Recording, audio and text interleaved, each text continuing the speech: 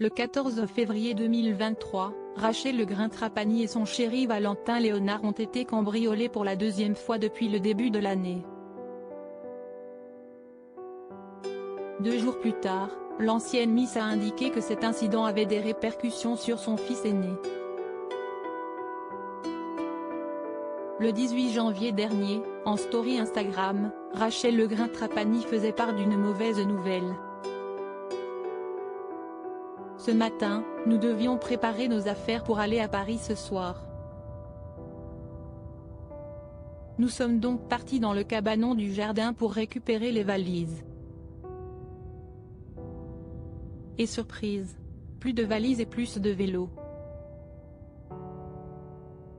Ça fout les boules de savoir que des personnes puissent rentrer chez vous sans aucune impunité et se servir tranquillement, rapportait Miss France 2007. Le 14 février 2023, rebelote, la reine de beauté et son chéri, Valentin Léonard, ont une nouvelle fois fait l'objet d'une visite malveillante le soir de la Saint-Valentin. Cette fois, des cambrioleurs ont forcé les barrières de leur résidence à l'aide d'une voiture bélier et ont tout retourné. Si est-il grave de se dire qu'on est en France et qu'il se passe ces trucs-là?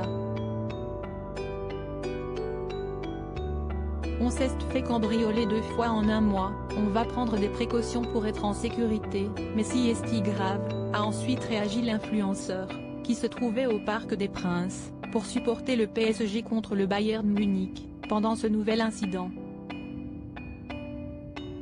L'aîné de Rachel Legrin-Trapani a peur de rester dans sa maison. Ce deuxième cambriolage a évidemment plongé le couple dans un sentiment de colère et d'insécurité. Mais ils ne sont pas les seules victimes de ce vol. En effet, Gianni, le fils que Rachel Legrin-Trapani a eu avec le footballeur Aurélien Capou, n'est plus serein quand il est chez lui. « J'ai la rage, car mon fils a peur de rester dans sa maison maintenant. Il ne veut plus aller dans sa chambre, sursaute au moindre bruit », a fait savoir la participante de Pékin Express, en légende d'une photo de son enfant lui faisant un câlin. Nous, adultes, sommes traumatisés, mais mon fils de 9 ans, je lui dis quoi moi, c'est elle aussi désolée. Le 7 juillet 2020, l'ancienne Miss a eu un deuxième fils, Andrea, avec son compagnon actuel.